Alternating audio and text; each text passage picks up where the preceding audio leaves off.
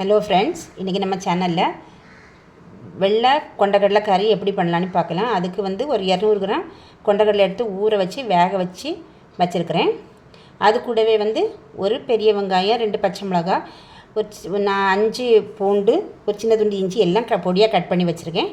தாளிக்கிறதுக்கு ஒரு பிரிஞ்சி இலை, 2 ஏலக்காய், பட்டை, கிராம்பு, கறிவேப்பிலை எடுத்து வச்சுருக்கிறேன்.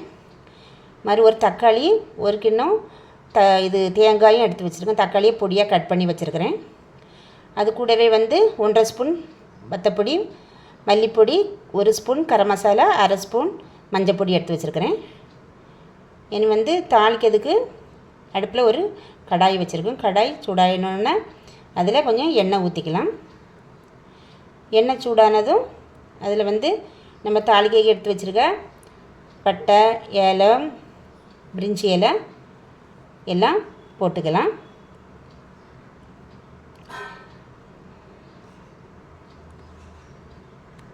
இந்த பிரிஞ்சி இலையில் பட்டை ஏலம் எல்லாம் கொஞ்சம் வதங்கி வந்தோடனே அதோட கட் பண்ணி வச்சுருக்கிற இஞ்சி பூண்டும் போடுவோம்.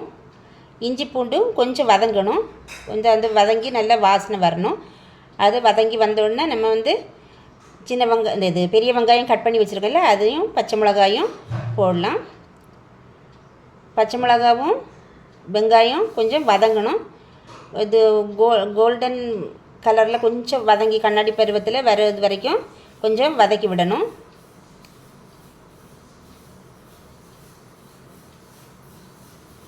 வெங்காயம் வதங்கி வந்துடுச்சு. இப்போது அது கூட கொஞ்சம் கருவேப்பிலை போட்டுக்கலாம். கருவேப்பிலை கொஞ்சம் போட்டால் கொஞ்சம் வாசனையாக இருக்கும். கருவேப்பிலையும் கொஞ்சம் வதங்கிட்டு அது கூட இனி நம்ம கட் பண்ணி வச்சுருக்கிற தக்காளியை போடுவோம். தக்காளி கொஞ்சம் நல்லா வதங்கணும். அதுக்கு வதங்கிறதுக்காக கொஞ்சம் நம்ம அது கூட கொஞ்சம் உப்பு சேர்த்துக்கலாம். உப்பு அது கூட கொஞ்சம் மஞ்சள் பொடியும் போட்டு கொஞ்சம் வதங்குவோம். இப்படி வதக்கும்போது தான் கொஞ்சம் தக்காளி நல்ல மசியாக வதங்கும். மசியாக வதங்கும்போது தான் அந்த குழம்பு கொஞ்சம் இதாக கட்டியாக வரும். அது கூட நம்ம எடுத்து வச்சுருக்க மசாலா பொடியெல்லாம் சேர்த்துக்கலாம். மசாலா பொடியெல்லாம் போட்டு கொஞ்சம் எண்ணெயில் நல்லா பிரட்டி எடுக்கணும். கொஞ்சம் அப்படி தான் பச்சை வாசனையெல்லாம் போகும். கொஞ்சம் வதங்கிட்டு இப்போ கொஞ்சம் வதங்கி வந்துடுச்சு.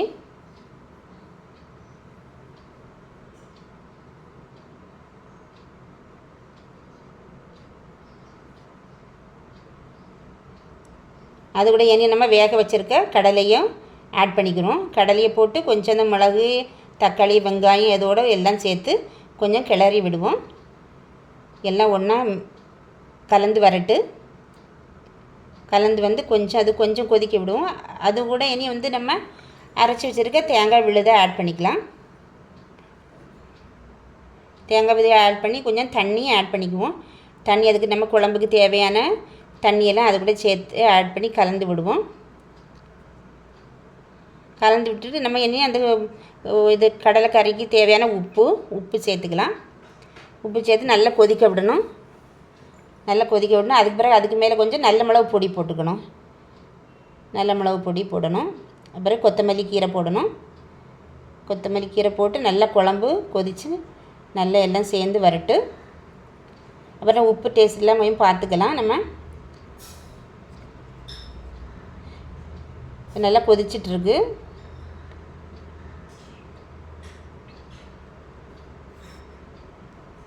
இப்போ நம்மளுக்கு கொண்டக்கடலை கறி ரெடி ஆகிடுச்சு. நீங்களும் இதே மாதிரி செய்து பாருங்கள். சப்ஸ்கிரைப் பண்ணுங்கள். செய்தி பார்த்துட்டு எப்படி இருந்துட்டு கமெண்ட்ஸை சொல்லுங்கள். நன்றி.